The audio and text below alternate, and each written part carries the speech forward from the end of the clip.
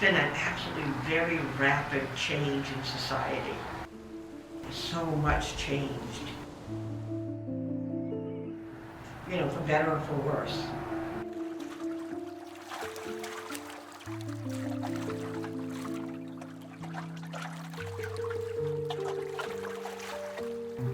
It was just geographically a beautiful place to live, you know, and an easier place to live. It was a suburb, but a more rural suburb.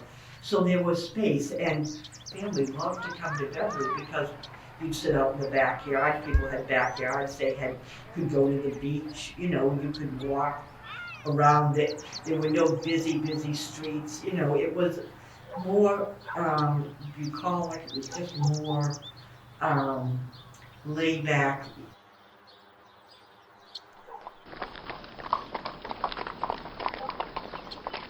We were just brought up with this story of the all-American story that, you know, just like the Pilgrims, we came over from another location and made our lives here.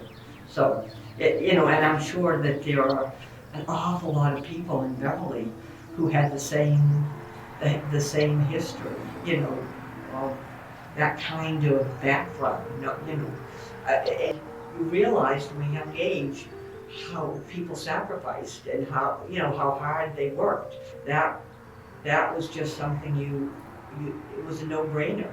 You know, this was your country, and you know, you did everything you could to make your life in it and make it a good life and to make your country strong.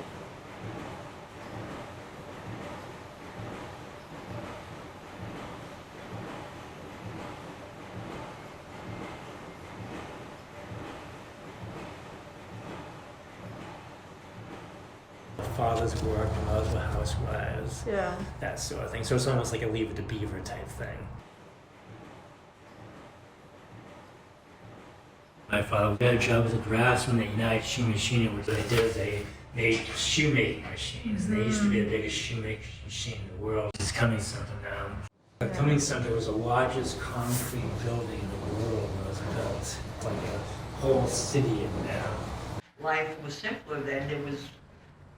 There weren't as many activities to take you away from the family. You know, Sunday was mass, going to church.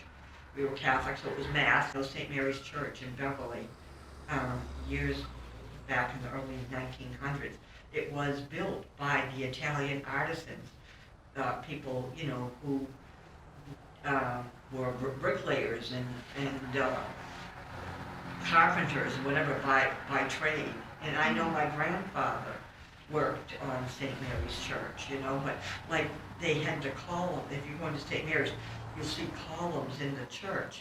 And they did what they called feather painting. The Italians took feathers, the Italian artisans took feathers and would paint with them, and it mimicked marbling. So they got the effect when they couldn't afford to, you know, import marble for these columns for this church. Okay, I used to go to COOCH'S barber shop in the John Hyde Pharmacy. And when I was a little kid, I used to go there, and the only thing that COOCH gave out was COOCH'S. I used to go in there, and I was a little kid. I used to get like all my hair pretty much gone, basically. It was a great place. COOCH was like the neighborhood meeting area where everybody would come and talk and drink coffee, get together and talk about the neighborhood. And COOCH'S he was a great guy. He had like short hair and glasses, and he had like the old-fashioned like the military glasses, the plastic frames, the black ones. And he was just a great guy, and all the people in the neighborhood went there to get their haircuts. And of course, everybody knows Henry. Henry Swanson. No, it's been there for a long time. He started it, and it seems like it maybe was right after the war. Just about all the kids worked at Henry's at some point or other because he was a great employer. There was someone named Cohane that took it over. I think Henry turned it over to him. He was a younger fellow maybe and was the manager for a long time. We had kids in Beverly growing up.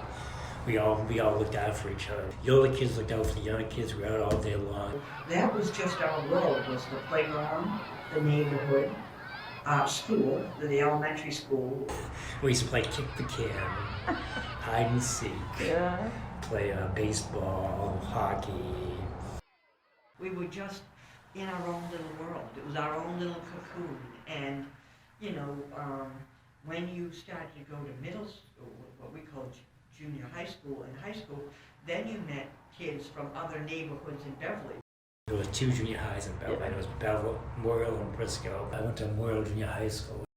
The kids swore their heads off all the time. And one time I came back to my house and I started swearing to somebody. My father heard me. He went down every swear word in the book. He said, I know to swear, but I don't do it. Stop it. So many kids. There were 1,200 kids in this school when it first started. It was grades 7, 8, and 9 at that time. And I mean, that's from being a young kid in elementary school to going right off to high school. You saw young girls become women and guys. These kids from all the different areas, I swear to God, they knew more than me. When people say, what were you when you were teaching? And I said, I taught sex, drugs, and rock and roll. And they said, what? I said, I was a phys ed teacher. I was a coach. I did counseling. And I said, you know something? It's a combination of everything. It was amazing, just amazing. And I think if I have anything to say about my BRISCOE, is that it was a very traditional school. And for that, I am very grateful, because if I could have a dream today, it would be to keep traditions for kids. That's BRISCOE, that's my BRISCOE. The BRISCOE song, right here. This is great. Here's a cheer to BRISCOE Junior High, cherish and ever love it dear. We shall always keep our spirits high and remain loyal year on year. Long may we sing words of praise, long may the mighty cheers be raised to the greatest school that's ever been. Here's to our BRISCOE Junior High. And it was written by Dee Rudolph, who was a wonderful student. I can't remember adults' names, but I still can remember students' names like crazy.